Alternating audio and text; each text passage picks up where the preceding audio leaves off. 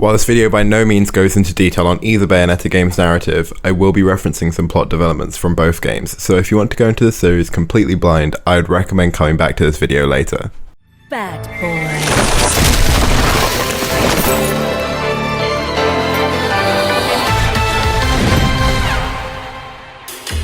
It seems I'm unfashionably late, but I'm ready to give you everything you want. Almost 4 years after the game's official announcement, fans of Platinum Games' Bayonetta got their first detailed look at the third installment in the series, set to release in 2022. With the new uprising discussion around Bayonetta with her striking new look and what seems to be a reinterpretation of the series' gameplay formula, I can't help but look back on how the public opinion on Bayonetta as a character and as a series has evolved since the first release back in 2009. While the first Bayonetta game was received with mostly positive reviews by the majority of gaming critics and quickly amassed a cult following, the game also received a myriad of negative opinion pieces and articles condemning the game for its objectification of its female protagonist, with her undeniable hypersexualization. This branded the game and its leading lady with controversy, making the topic incredibly divisive, energy that continued to a lesser degree onto the game's 2014 sequel. So surprising as an onlooker to this past debate to see it almost completely absent from the swell of positive attention surrounding the new footage Nintendo released in September. Maybe it's the fact that the series' extended hiatus has created nothing but hype for any new content, or maybe the once outspoken critics of the game are waiting until the game releases before publicising any disapproval, but I believe the almost wholly positive reaction to the new look at Bayonetta is more nuanced. I want to explore the history and evolution of the controversy surrounding Bayonetta since 2009, looking at the valid and slightly less valid opinions and observations from both sides of the debate. The opinion on Bayonetta as a character is dynamic and multifaceted, touching on a variety of contentious topics like sex positivity, separation of art from the artist, feminism in gaming, and perhaps an excessive examination of subtext. Because of this, I believe the discussion around Bayonetta is much more interesting than the sexy woman in video game is good or bad, which it has often been perceived as. Through this exploration, I hope to explain why I believe Bayonetta always has and always will be a subversive icon within the gaming sphere, as well as analyse how Bayonetta evolved from what she was in 2009 to what we've seen of her in 2021, and predict where she'll go from there. To start with, let's go back to the first game's release in late 2009. While the game didn't reach platinum sales goals, it did succeed critically, receiving overwhelmingly positive feedback from both Japanese and Western critics. As the game drew attention for its genre-defining refinement of action gameplay, the eye-catching design and in-game presentation of the game's eponymous protagonist garnered just as much attention. However, this received a significantly more mixed response. Most mainstream game critics at the time seemed to want to avoid any commentary on Bayonetta's provocative design, maybe dedicating to it a passing line of acknowledgement. A favourite example of mine is GameSpot's YouTube review of the title.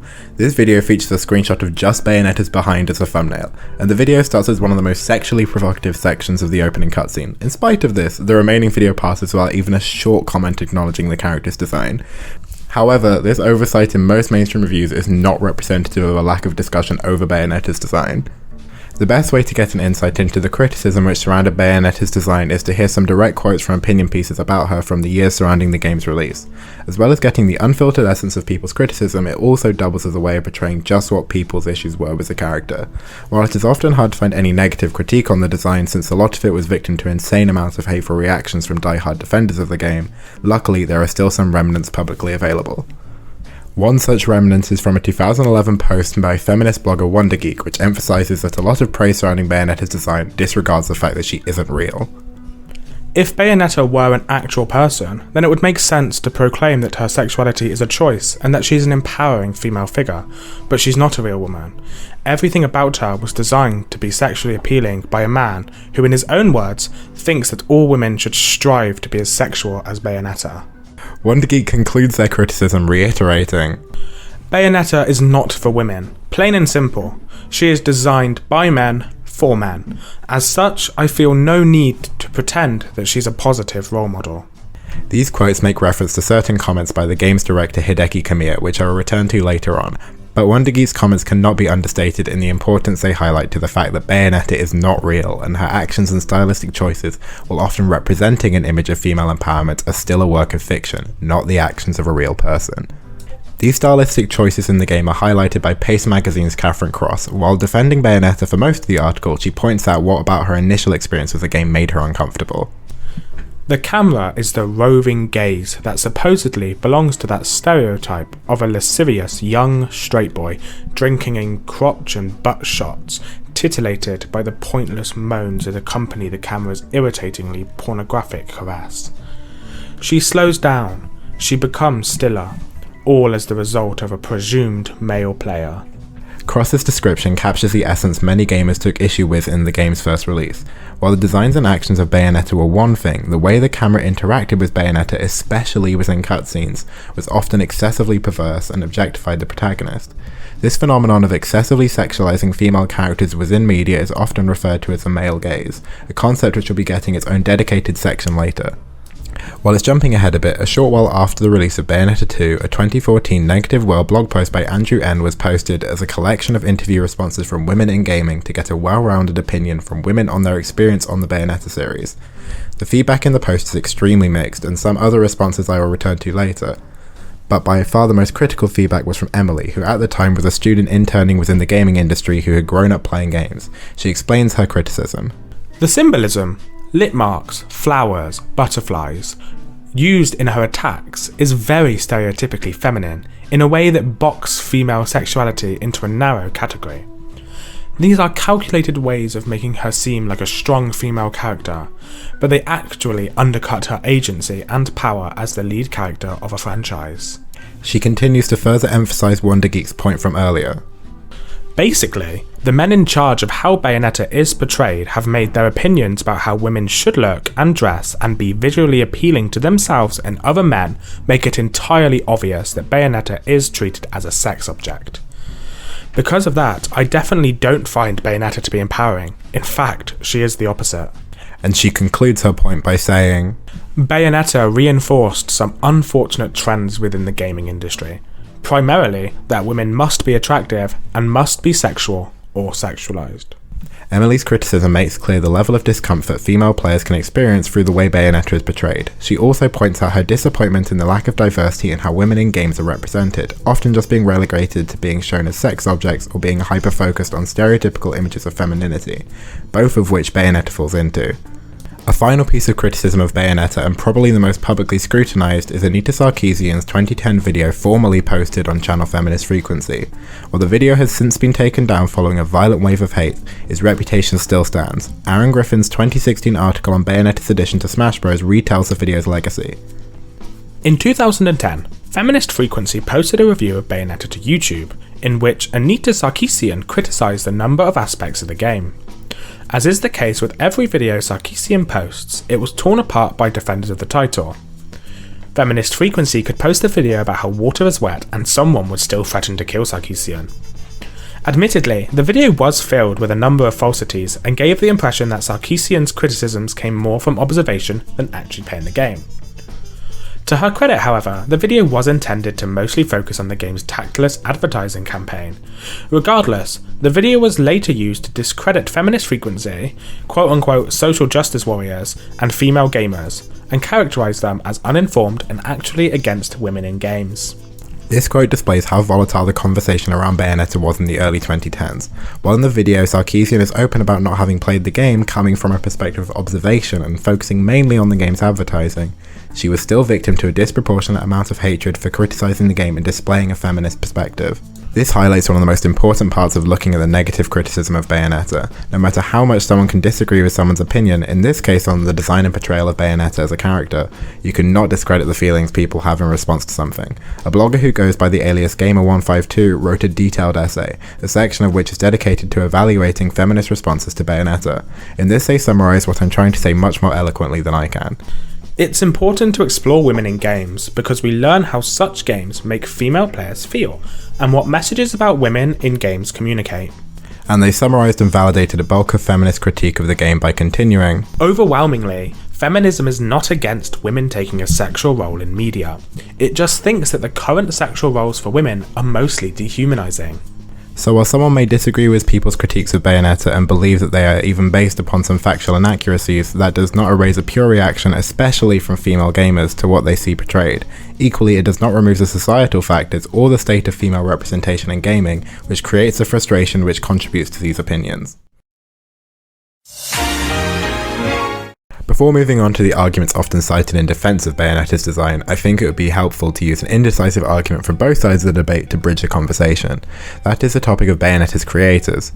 Oftentimes, those who feel negatively about Bayonetta's reference the creator of the Bayonetta games, Hideki Kamiya, and the comments he's made on Bayonetta's designs, but those who enjoy Bayonetta's design often refer to the game's head character designer, Mari Shimazaki, and the quotes she has made. There are already some articles and essays which reference this contrast, which I'll comment on later, but firstly let's look at the comments from both creators. Starting with the director and creator of the Bayonetta series, Hideki Kamiya. While he's been credited for a lot of the positive attributes of Bayonetta as a game, some of his comments on Bayonetta as a character have disappointed many fans and provided plenty of advice against the series for its detractors. A first example is some quotes from a pre-release interview with 1UP's James Mielk. I strongly feel that women outside should dress like her. Like when she does a hair attack, you'd see the skin. I want women to wear fashion like that. And from later on in the interview, but anyway, that's how we're creating Bayonetta's moves and all that. And that's actually the most fun part of this game, thinking about all that stuff. So, you will be able to see what everyone in the team likes in a girl from the finished project. These quotes portray a worrying attitude from Kamiya, displaying an intention to express him and his team's desires for how women should dress and act, rather than an intent to empower female players. This problematic attitude towards female characters is only reinforced when looking at a quote archived in Jonathan Holmes' Destructoid article. When Kamiya was asked his favourite moment from the first game, he answered, Well, if I had to pick one, I would say it is the scene where Joy first appears in the game, with Bayonetta and her imposter getting into a post-battle. That was my way of expressing the feminine notion that, to one woman, all other women are enemies. Even women walking by each other will check out what the other is wearing, and might smoulder a bit with antagonism. Women are scary. This feminine notion displays a rather archaic understanding of women, and it hardly needs to be said this reinforces countless negative stereotypes. It is quite worrying to see from someone directing one of the few female protagonists in gaming. Returning to Griffin's article, he contextualizes Kamiya's comments by describing his online presence. Kamiya is quite vocal on his opinions of Bayonetta and women in gaming in general on Twitter. He has written several tweets and retweeted plenty of artwork that sexualizes Baya and refers to her as his waifu or wife. He's also quick to shut down conversations about women in gaming and has a habit of blocking those who question his ideas. This unwillingness of Kamiya to take criticism on his character, as well as his possessiveness of her as a character, only strengthens the critique of Bayonetta from the previous statement. Going back to WonderGeek's post, they cite Kamiya's comments as the most damning element of Bayonetta as a character as well as a game. Bayonetta is a sexy character who technically goes around naked, designed by a guy who is pretty sexist, and coded by a studio of men who are all spending their time thinking about the types of sexy moves they want to see Bayonetta do. This for me is the biggest nail in the coffin. From this, we can see what a negative impact Kamiya's comments on Bayonetta have had on most of the people who are aware of them. But what about Shimazaki's comments? A different Paste magazine article by Maddie Myers compares the two creators. If I wanted to argue that Bayonetta was made to be a sex object for a man, I'd point to Kamiya's quotes. If I wanted to argue Bayonetta is a power fantasy for a woman, I'd point to Shimazaki's writing. But of course, Bayonetta is both, and then some. This duality of mindsets behind Bayonetta's creation is one of the most compelling variables when it comes to discussing Bayonetta. So what are Shimazaki's statements? Continuing with Maya's article, she dissects some of Shimazaki's quotes from the Designing Bayonetta post on Platinum Games' official blog. Marie Shimazaki is often put forward as a counterpoint to Kamiya's alleged male gaze design motivations, mostly because she is a woman, but also because she has described her design of Bayonetta as a subversion of typical action girl cliches. Quote, when a female character appears in an action game, her limbs often seem thin and short. That is why I tried to make Bayonetta more appealing as an action game character by adjusting her proportions and extending her limbs. End quote. Indeed, Bayonetta's formidable height is part of what makes her less conventionally attractive than other diminutive, cute video game heroines. We can see here how the subversive nature of Bayonetta's design being exposed in addition to a direct retelling of how Shimazaki aimed to differentiate her from the typical female presence in games. In Brave Ananzio's modern feminist defense of Bayonetta, she explains her interpretation of Shimazaki's creation. Every detail from her intricate beehive to her designer heels was conceptualized and realized by a female illustrator working in a male-dominated field. The fashionable, sexy, refined witch we know and love was the brainchild of a woman, and it shows. You see, Bayonetta is, at her core, a commentary on what men want to see in video game women. And with this interpretation, Venanzio concludes, "She's not just a woman, but she's an incredibly sexy woman who never backs down from her femininity, and neither of those things will keep her from absolutely destroying you. Her sexuality is her own, and honestly, that's the exact endgame for feminists everywhere." As well as highlighting the importance of female creators influencing female empowerment, Venanzio's points introduce two themes which will be important later on when it comes to understanding opinions on Bayonetta. Firstly, the fact that feminist opinion on Bayonetta is not a monolith, with both detractors and defenders of Bayonetta identifying as feminist. And secondly, introducing the dynamic concept of sex positivity within feminism and its boundaries. Before diving into this, as well as the overall defense of Bayonetta, I want to return to Griffin's article and his statements on Shimazaki as well as Bayonetta's voice actress, at least for the first two games, Helen the Tailor. Shimazaki, on the other hand, looks at Bayonetta as a female power fantasy, as does her voice actress, Helena Taylor, who describes Bayo as, quote, "the women all women would love to be and no woman is." Yet again, I am at an impasse of contradictions. This sense of contradictions Griffin emphasizes perfectly encapsulates the discussion and comparison of the comments made by Kamiya and the comments made by Shimazaki. With all media, authorial intent, or in this case, creator's intent, can be an important factor to consider when looking at media contextually. Returning to Gamer152's essay, they explain this dichotomy well, stating, "Just as Bayonetta being designed by a woman doesn't make her empowering to women by default, her game being directed by a man capable of some profound sexism doesn't make Bayonetta sexist by default." However, these are only factors behind the creation of the media, in this case being the character of Bayonetta, and while it affects people who know this information, those who don't, the majority of Bayonetta players, have their reactions independent of this information. So while the comments of both Kamiya and Shimazaki can be used as ammunition for each side of the debate, and are an interesting subject to analyse because of this, the character of Bayonetta is still left as it is, as are the reactions to her. With that contradictory context out of the way, I'll continue by looking at some of the arguments made in defense of Bayonetta. Unlike the arguments made against Bayonetta, which mostly seem to come from the same angle, the arguments in favour tend to be from a more diverse variety of ideologies. Instead of listing them all, I think it'd be easier to go through the most prevalent concepts discussed and evaluate the points being made.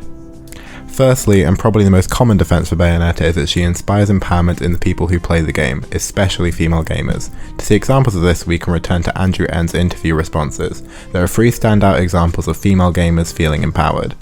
First is Alicia, who at the time of the interview had been an indie developer for 9 years. She states, "To me, Bayonetta owns her sexuality. It seems, whether intentionally or unintentionally, that the tight pants, the flirty quips, the languid posing are all of that character's choice. Bayonetta the character enjoys her sexuality.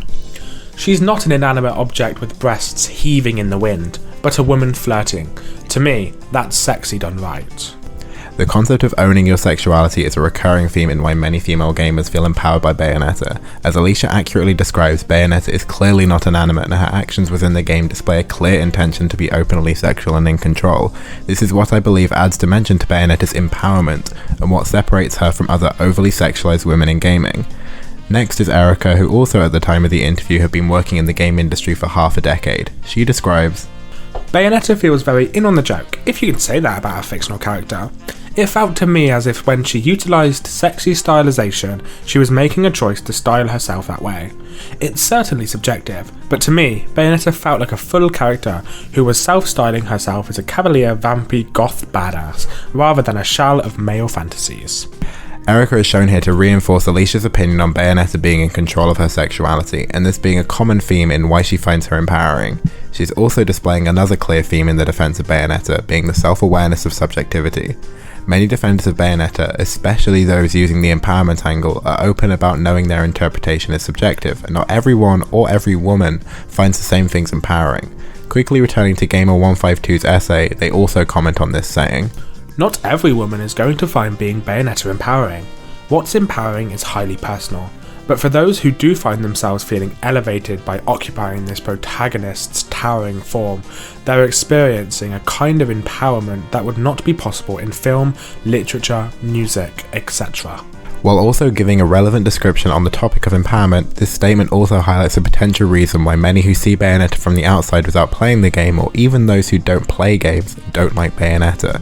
The explanation for this being that the unique interactive media of video games offers a unique form of empowerment through controlling the characters which we are presented. Now back to the third and final example from Andrew N's interview being Lily, who, while stating she has little experience within the gaming industry, does describe herself as a lifelong gamer. In her description of Bayonetta, she builds on the idea of empowerment, specifically from video games, describing, "Almost a power fantasy, honestly. Super sexy, but beholden to no one. Except debatably the audience, I guess. I can't fathom people actually getting off to Bayonetta in a voyeuristic way, but people tell me it's a thing. Powerful enough to beat around divine beings, capable of pulling off and wearing heels that would be absolute murder to anyone's feet, and being damn aware of it the entire time. That's kind of an awesome place to fantasize yourself in, at least briefly. I can't say I'd want to realistically be Bayonetta, but how many men would want to realistically be that dude from Gears of War or whatever? I can admit that this sort of power fantasy is directly inspired by cultural underpinnings that lean sexist. Are high heels inherently sexist, for instance, when many women feel obligated or are otherwise taught to wear them when they can cause very real problems? What about skin-tight clothes?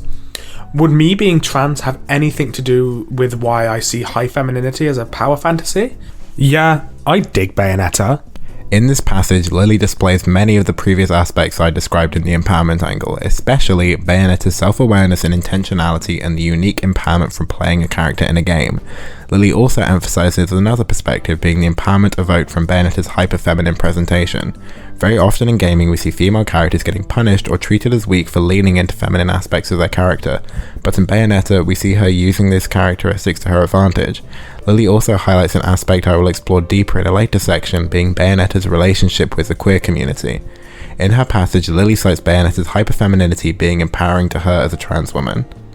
Returning to Venanzio's essay, she summarizes the topic of empowerment from Bayonetta, saying, Bayonetta, whether intentionally or unintentionally, ended up creating a strange dichotomy. In a space that tends to be incredibly chauvinistic, this is a game that's aggressively feminine, horrifically violent, and incredibly difficult all at once. This game not only invites women into a gaming space they may have felt alienated from in the past, it also exposes young men to powerful women, thus starting to break down the exclusive boys club vibe in a lot of gaming spaces. Is it going to completely dismantle the patriarchy single-handedly? No, probably not. But by empowering women simply by existing and confronted gendered biases among men, Bayonetta is an important player in the process of breaking down those barriers.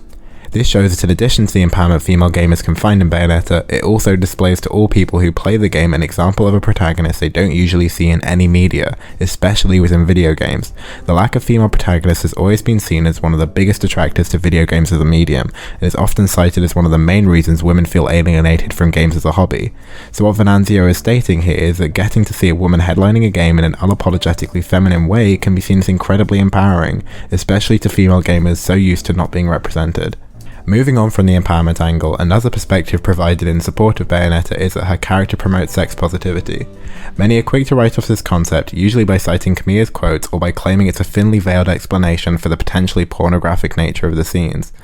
While this can be seen as a valid reaction to Bayonetta, there are critics who disagree. Returning to Maya's article, she directly comments on this angle, saying, Regardless though, there are very few women characters in games who own their sexuality without being punished or mocked for it, often by their own creators, and there is so little awareness among game developers of what sex positivity might look like that it seems too much for me to hope that a good BDSM narrative could ever happen in a mainstream game without coming across as exploitative. This aspect of being punished or mocked is something that has come up a couple times. In this passage, Myers refers to how the norm in most media is that most women who own their sexuality, particularly those who use it to their advantage, are frowned upon by the narrative, often presented as villains, or eventually facing some semblance of a comeuppance. As Myers points out, this is not the case for Bayonetta. Myers frames this within the context of BDSM in her article, but also in relation to sex positivity, as a redeeming quality of the game. Myers concludes her article reiterating the importance of how Bayonetta is portrayed within the game and how this can be interpreted as sex positivity. The reason this distinction doesn't matter to me though is because the story doesn't attempt to humiliate Bayonetta. She never gets tied up or restrained. She never gets put in her place. She never gets smacked around by a big bad man in an inexplicable cutscene. Her dominance goes unquestioned throughout the game, which in and of itself is so unexpected and refreshing that I can forgive the fact that the camera assumes I'm very interested in her butt crack. Even the fact that the camera is trying to sexualize Bayonetta feels like a subversion of sorts, given that she, as a character, is one who refuses to be owned or manipulated. She is the essence of unavailable. You can look, but you can't touch. Once again, Bayonetta is being labelled as subversive, and with Myers' statement, this label can be fully understood. While detractors of the character cite the camera's interest in Bayonetta's body as demeaning, Myers is shown to display this aspect as part of the power dynamic where Bayonetta is displayed to have complete control over what she is presenting. The fact that she is never humiliated for this leads to the way Bayonetta displays her body resembling an art form rather than exploitation. This concept of artistry within sex positivity is supported by Cross, with her stating, "But the other half of the dyad matters as well. Not the crotch shots, but the combat itself, where you are meant to inhabit Bayonetta rather than watch her, and where the camera's gaze takes in a different audience, the targets of her wrath. These are not the same eyes that possess her during cutscenes, but a goddess-eyes view of a burlesque opera directed by Bayonetta herself." Cross's comparison between Bayonetta's gameplay and burlesque feels accurate and perfectly plays into the sex-positive interpretation of Bayonetta. As well as this, it recontextualizes what many interpret as perverse, which is largely the intention of many sex-positive critics. Cross's statement here emphasizes the importance of studying and comparing what we observe within media, as well as not basing judgment on media's face value. While less representative of the character of Bayonetta and more related to the gameplay, Amanda Phillips' chapter in Queer Game Studies certainly falls under the umbrella of sex-positive interpretation of Bayonetta. While the whole chapter is worth reading, this extract is mainly what I want to focus on. The climax finishes in Bayonetta invoke clitoral masturbation, particularly when one considers the common gamer strategy of placing the controller in their own lap and pressing with the index finger rather than the thumb in order to maximize button pressing speed. If we take the metaphoric potential of the game's sexual analogue seriously, the gamer's pleasure as registered by the body is characterized not by the twisting phallic columns of hair-summoning demons on screen or suggestive combat moves of the avatar, but by the simulation of clitoral stimulation on the controller. Bayonetta as a soft-core production certainly induces masturbatory pleasure as its critics claim, but it forces the tactile enactment of that pleasure into a clitoral structure. While this extract of Phillips' essay doesn't focus much on the character herself, it does focus on how the players of the game interact with her. Typical of most defenses of Bayonetta, Phillips' interpretation forces critics to change their perspective and mindset when interacting with games. This time even more so forcing readers to consider, once again, the interactions exclusive to video games, in this case being our interactions with the controller. Phillips observes that many of the game's most intense scenes conclude with an attack clearly labelled as climax, which orders a player to quickly locate a specific button and to hit it the number of times the game orders you to. This observation once again recontextualizes the presumption by many critics that the game is strictly intended for a female attractive male audience, and instead suggests that the game leans towards being sexually empowering and sex positive in its portrayal of Bayonetta as a character. The third type of defense for Bayonetta I want to go over is a bit more niche than the last two I talked about, and that's the view that Bayonetta as a character and Bayonetta the game subverts and deconstructs mainstream societal norms and values. This perspective, once considering that it is in favour of Bayonetta, suddenly feels obvious. The fact that many believe that the game is promoting a sex-positive view of an empowered woman who uses her sexuality to her advantage goes against many established societal norms. While a majority of people like to believe that we as a society are more progressive than we actually are, there are still strong ingrained expectations placed on women to prioritise relationships, to stay modest for fear of judgment, and to focus on homemaking. These are values that Bayonetta is shown to have little care for, much to the upset of the more conservative audience the game most likely alienates. The game and the leading character also manage to balance the fine line of presenting a woman who doesn't personally care for these roles, but also doesn't go out of her way to disparage those who do. While Bayonetta is hardly shown to interact with many more traditional women within the game, there is a passing comment in a conversation between Bayonetta and Rodan, in which they compliment the cooking skills of Enzo's wife.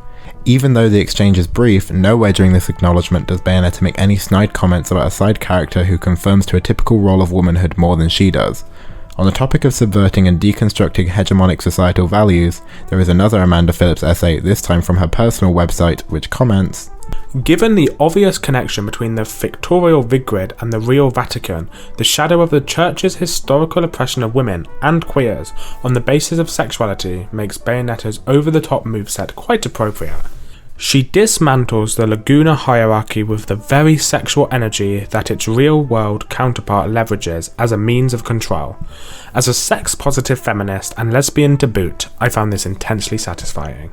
This extract introduced the perspective that Bayonetta contains some anti-religious undertones. This once again makes perfect sense considering what Bayonetta represents as a sex-positive figure and the historical disapproval of this type of woman by most influential religions, especially the more Eurocentric ones, which seem to be parodied within Bayonetta. Similarly to Bayonetta's refusal to condemn traditional women, Bayonetta is shown to dismantle these oppressive powers within the game. She isn't shown to do this because she looks down on their followers, but because they are personally repressing her and affecting her quality of life. That is why it's understandable that feminist and queer gamers like those which Phillips represents so openly enjoy and support what Bayonetta represents as a character. Although these three styles of arguments in defense of Bayonetta are by no means exhaustive, I believe they represent a good portion of this half of the debate. Equally to the disclaimer which I concluded the arguments against Bayonetta, while none of these arguments are perfect or infallible, and while they are easy to disagree with, especially if you have a radically different perspective, they are still accurate depictions of people and players' genuine responses and reactions to the piece of media they consumed.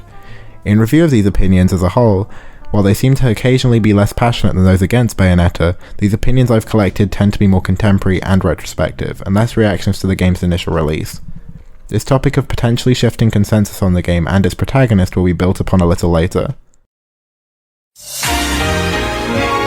Shifting focus from the debate over whether Bayonetta is empowering or demeaning, I want to move on to a discussion of Bayonetta's relationship with the male gaze.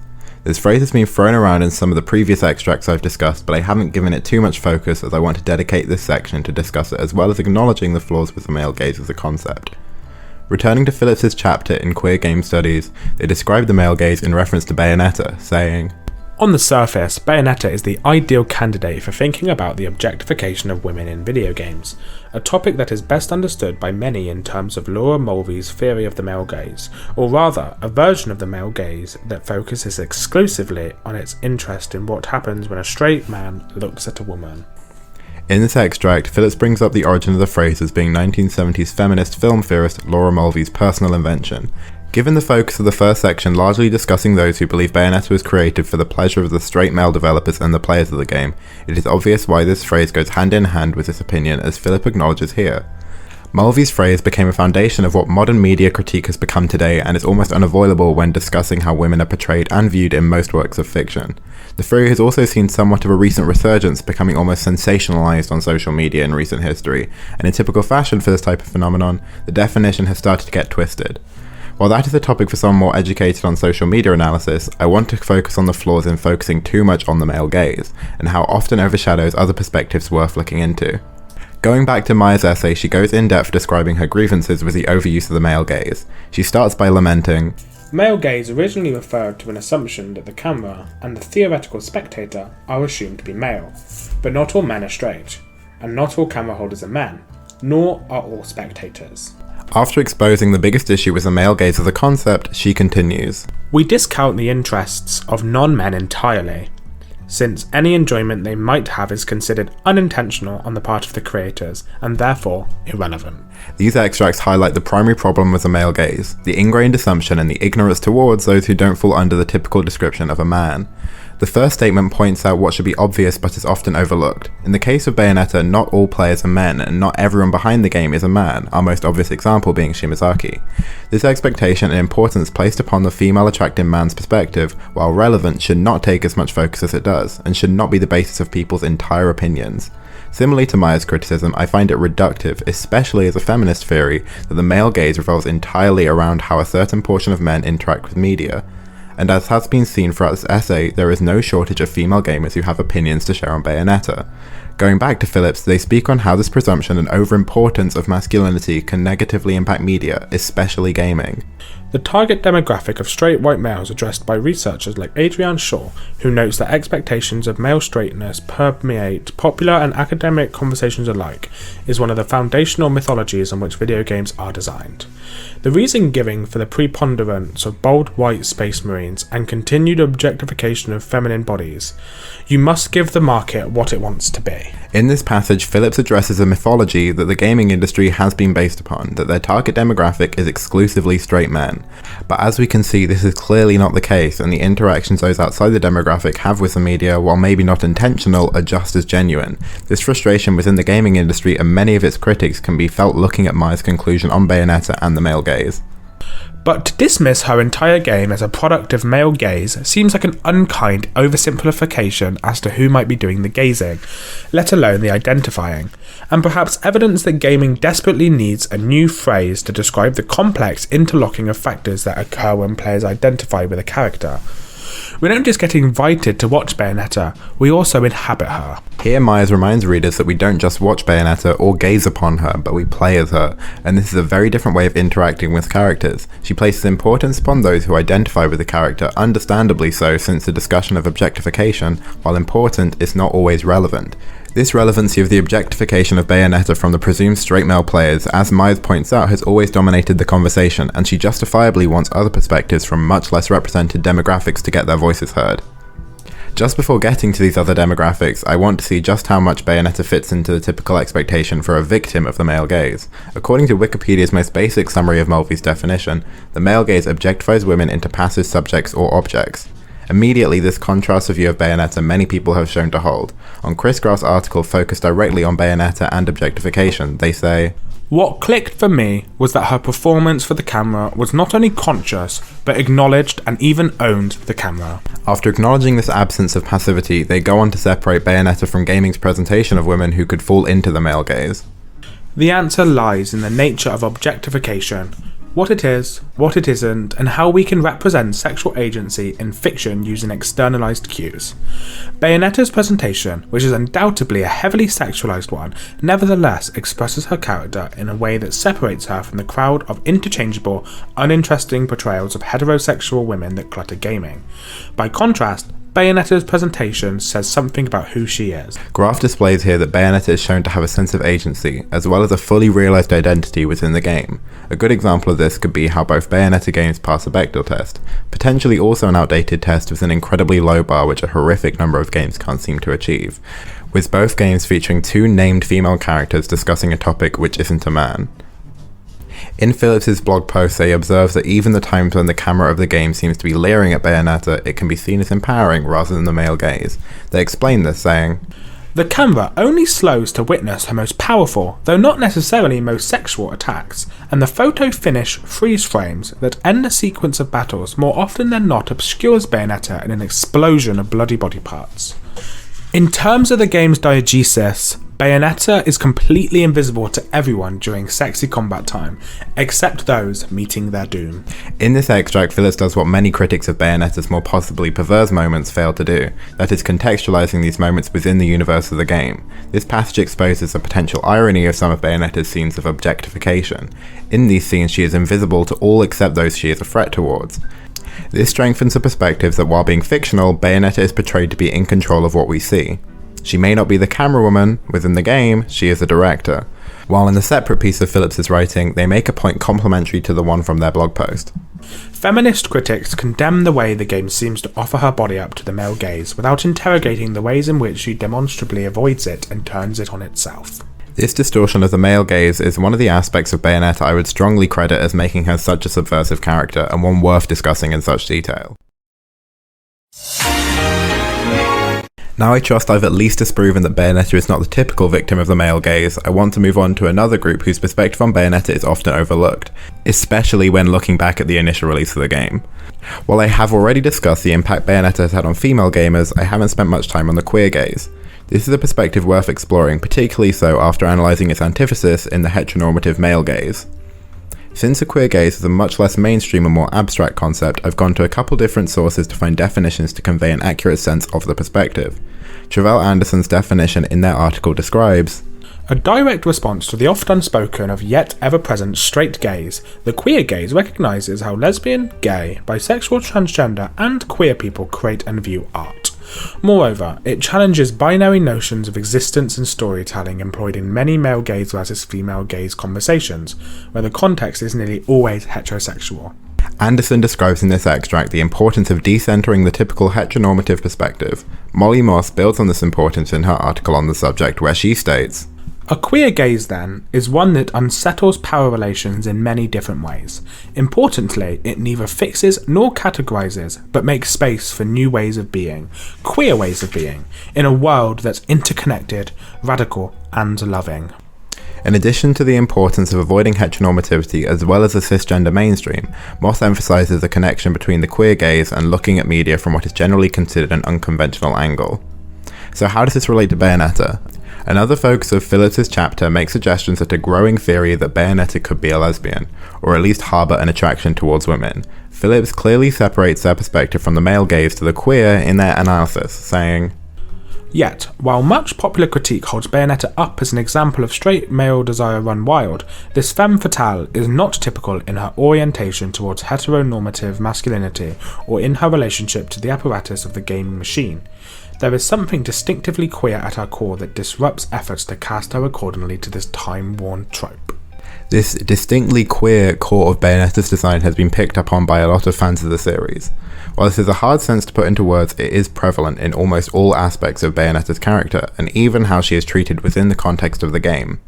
Bayonetta is shown to face constant harassment within her world for aspects of her identity which she cannot change, and within the story of these games we rarely see her become defeated by this, instead teasing those who berate her for her mere existence.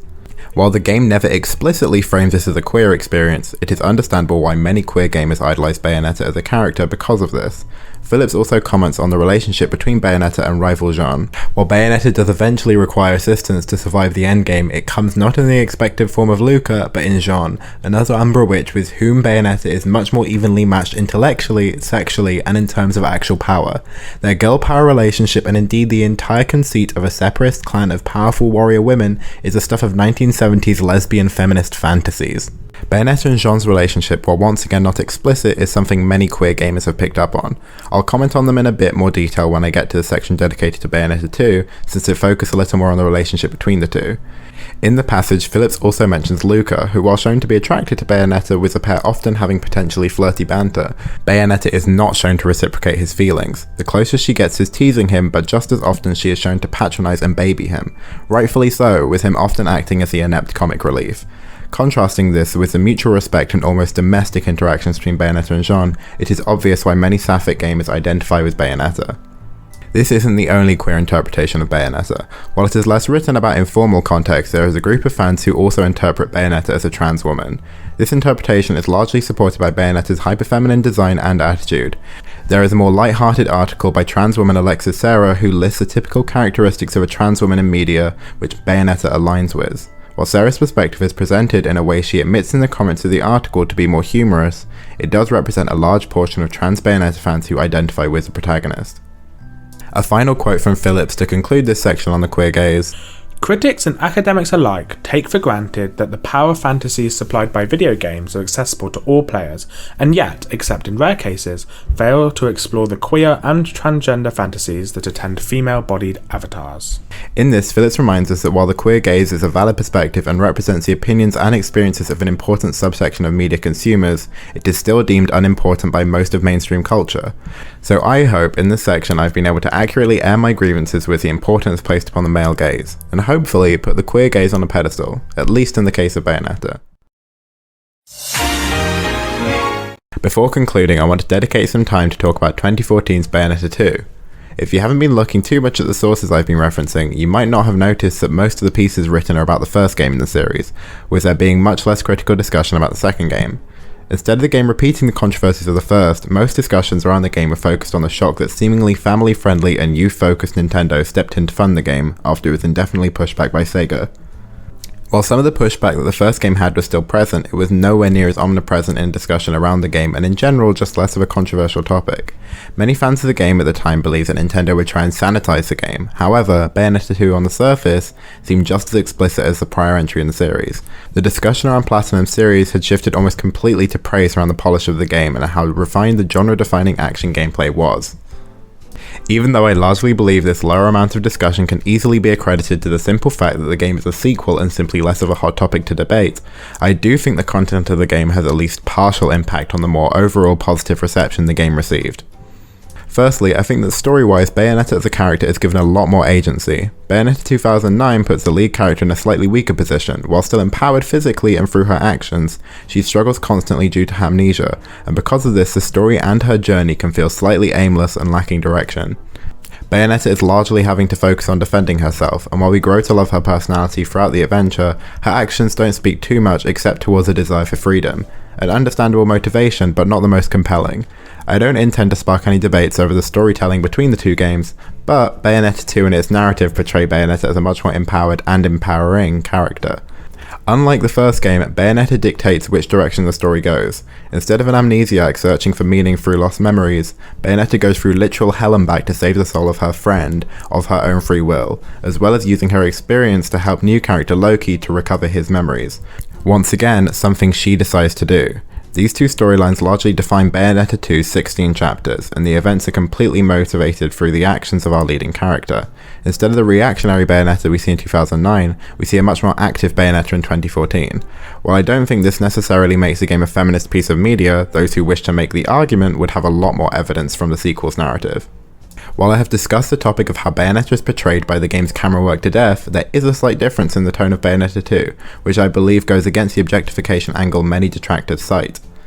Myers notes this difference in her review of the game, stating, Bayonetta 2 is a comedy game. The camera loves Bayonetta's butt. Bayonetta herself often appears to be performing for someone by posing in a sexual sense, but is never entirely clear towards whom, the player, advancing enemies, or herself. This definition of Bayonetta 2 as a comedy game I believe helps create a separation between the two games. While the first game seems to have a more self-serious tone, with Bayonetta's quips contrasting the harsh tone of everything else in the game, Bayonetta 2 is much less subtle with its comedy, often dipping into arguably camp scenarios. This is very much a matter of opinion, but I think this tone suits Bayonetta as a character and as a series much more fittingly than a serious one. Many of the concepts the game tackles, as well as the premise itself, are borderline absurd, and with how Bayonetta seems almost obsessed with acknowledging the fourth wall as often as she can, I see her sexualization as less potentially demeaning as it could be interpreted in the first. While Bayonetta seems self-aware of her performance in both games, I think the tone of the second game emphasizes this aspect. Another final factor I believe that contributes to the decrease in controversy surrounding Bayonetta 2 is the increase in evidence the game provides for a queer interpretation. As previously mentioned since the first game's story, some fans have theorized around a potential relationship between Bayonetta and Jean. The way the two are presented in the sequel definitely makes this coupling seem much more believable to even the most oblivious of gamers. In the prologue of the game, players see an exchange between the pair. We'll talk later. I'll see you back home. Don't forget to pick up the things for the party. This is continued later on amidst the game's opening fight scene. That was quick. Did you get everything? Forgot the caviar. You think they're still open?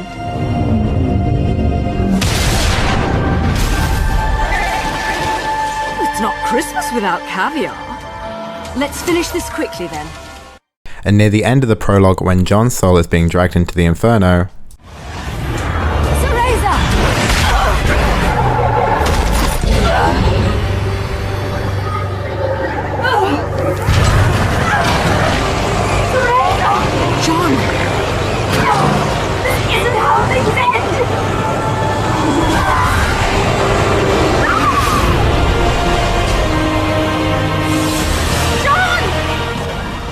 these extracts from the prologue are used by the game to establish the relationship between Bayonetta and Jean, as we didn't get to see much casual interactions between them in the first game. From this we can surmise that since the events of the first game, the two are living together, that they enjoy celebrating together. From them calling out to each other, Jean is the only one that refers to Bayonetta by her true name, Cereza. While none of this confirms anything, it is understandable that those reading the game from a queer perspective would pick up on potential subtext. The other chance we get to see meaningful interaction between the two characters is in Chapter 11, when Bayonetta finally reaches Jean's soul in Inferno after her arduous journey. Jean.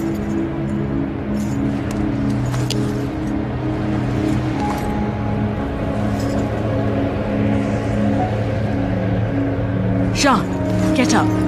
You're going to be late. Jean, it's time. Get up! Please, Jean! Wake up!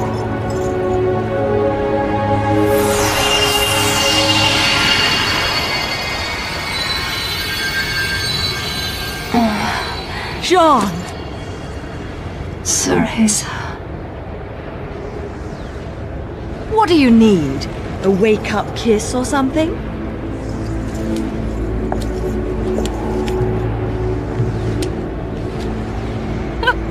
You never were much of a morning person, were you?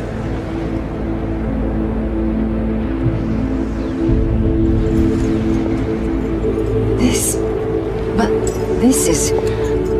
Cereza, you came here to rescue me?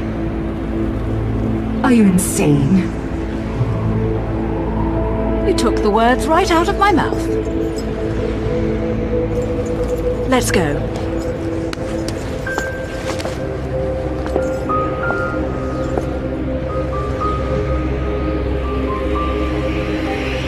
What's happening?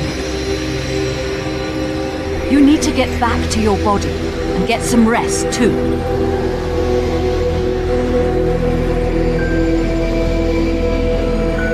Be careful, Cereza.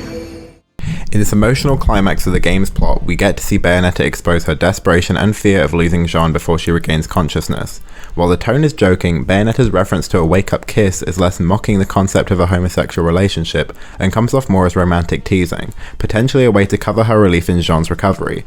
Jean is even shown to acknowledge the insane lengths Bayonetta went to save her, but instead of holding it over her, Bayonetta shows that she didn't even question what she would have to do to save Jean.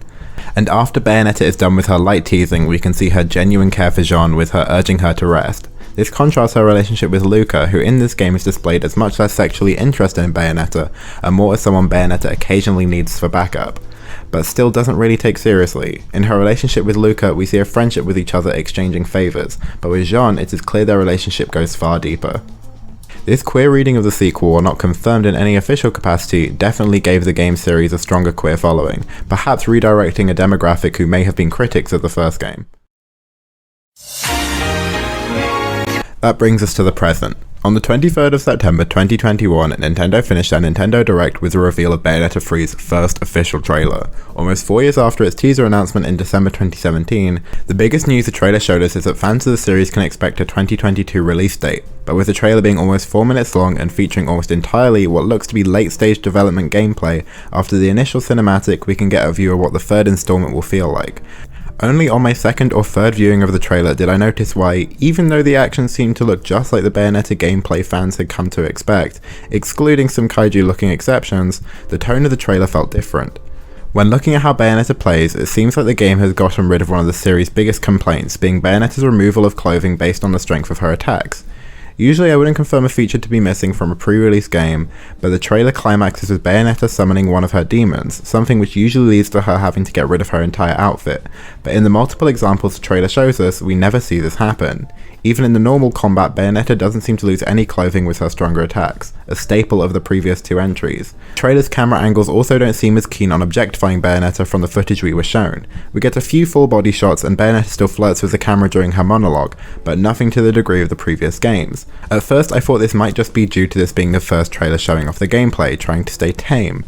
But when we're looking back at the first trailers for both of the previous entries, they both prominently feature Bayonetta stripping during her attacks, as well as the more sexually charged cutscenes which went on to be a defining feature of each game's cinematography. Because of this, I believe this trailer is introducing fans to a new portrayal of Bayonetta.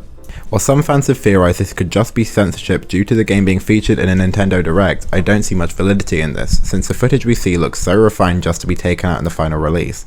And also, the Direct was rated mature for the US stream and 18 in the UK, so partial nudity wouldn't have been too much of a stretch. I'm not yet in a position to conclude on why Platinum may have made this change to what used to be a series-defining feature, but I'm going to make a few tentative comments. For all I know, the previous theories may be correct and all my statements on Bayonetta 3 could look stupid in mere weeks upon a follow-up trailer. While I've established that even with Bayonetta's portrayal in the past two installments didn't stop the games from gaining an audience in a wide variety of demographics, I still think the series has more potential for growth, and I think the creators know this as well. While I'm sure that a lot of people in the sources I've cited like Bayonetta because of its more sexually charged scenes and features, I'm sure there are also just as many people who like the series in spite of this. Even those who have stated they feel empowered by Bayonetta and are big fans of the game have probably cringed at some of Platinum's more lewd choices in direction. Maybe it's just because I'm a chronic overthinker. If you can't tell from this whole mess, I don't know what will. But when it came to my own choice to play the series, it took a lot of mental gymnastics for me to convince myself that by doing so I'm not contributing to any negative systems, and to focus more on those who found the game empowering and the critical praise of the gameplay. And I did end up enjoying both games immensely. I love the campy character of Bayonetta, and the gameplay felt amazing in the first and even better in the second. And while some of the more sexual scenes I saw as comedic and light-hearted performances, both games also featured some more gratuitous moments which I had to roll my eyes through. I don't think these moments ruined the experience to any degree and did nothing to discourage me to keep playing, but I theorize somewhere in the 7 years since Bayonetta 2, somewhere between Nintendo, Platinum and Sega, there was a decision to make the series more accessible to a wider audience. Maybe to make a game which doesn't create debates where there can be an argument made that you represent the antithesis of good female representation. As I have said multiple times, and almost every critic of the series has too, the gameplay featured in the series is amazing and stands among the peak of the action genre. But among the best sellers of the genre, Bayonetta stands a little lower, and I think some CEOs have begun to realise this is because of how polarising she is, or at least was. I don't think this decision is completely defined by corporate greed. This is the first game in the series made since the Me Too movement, and with the increased reports of women being harassed in every industry, including game development, in addition to some of Kamiya's comments from earlier, it is understandable why the team might want to sanitize their image a little, but it's interesting to theorize on the different factors which have led to the series to abandon some key features. Or maybe, as I said, this will all be disproven in the next trailer, and I'll be back to dedicate a few thousand words on where the series could go.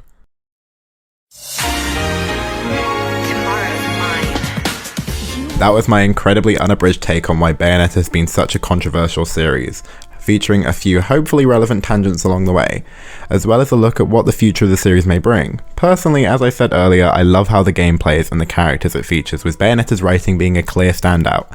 However, I still really can't state a solid opinion on whether or not Bayonetta is empowering or demeaning. As a man, I know it isn't my place to dictate how people should feel on her representation as a woman, so I won't. But I will reiterate that each player or even onlooker to the series can have a valid opinion on what they see. But as a gay fan of the series, I can definitely say I do resonate with a lot of the queer readings of the series. And if you couldn't tell from my analysis of the script of Bayonetta 2, the relationship between Bayonetta and Jean absolutely heightened my enjoyment of the second game. Overall, the strongest opinion I can state on Bayonetta is one that many critics shared, that being that she is a complicated character worth analysing. Maybe not to this degree, but I certainly enjoyed doing so. And that's it. Thank you so much if you made it this far. I hope you enjoyed listening to what I had to say. But before I get into more general outro stuff, I have a few people I want to thank because this ended up being way more of a collaborative project than I thought it would be. I want to thank Shaq and Annie for helping me check through it because my grammar is kind of awful, but there is a written version and they helped it be a lot more legible. I want to thank Jay for doing the voiceover. He did a really good job. He was much more of a natural at doing voiceover than I am. And yeah, no, I think his quotes sound really good in the video. I want to thank Seb for helping me with checking over the video once it was all done. And finally, I want to thank Botanautical for helping me, well, not helping me, doing the thumbnail. It's amazing. It's better than anything I could have imagined. She really took the prompt I gave her and I think it's amazing. I love that the design of Bayonetta in 3 is definitely, I think, my favourite, and the way she did it is great. Yeah, I love it. But yeah, I don't want this to be too rambly, but if you have anything particular to say in response to this, please comment it. I'd be really interested to see what people have to say about it. Most of the people who've seen this and helped me with it don't actually play the series, so it'd be nice if any fans of the series have anything particular to comment, because even though I like the games enough to write about them, I haven't played them to death, so I'm sure people who've played the games a lot more probably know some stuff which I've missed out on, or people who are playing the games when they came out, especially back in 2009, probably know a lot more of the controversy, which, well, some more maybe obscure stuff. So yeah, if you have anything like that, please comment it. I'd love to see it. And also, this outro is being recorded the day of the upcoming Direct. So the video was all ready to go, but I just thought, I was literally I stitched together the last video and I was just I'll just check Twitter. And then the Direct was there and I was yeah, I need to get it out.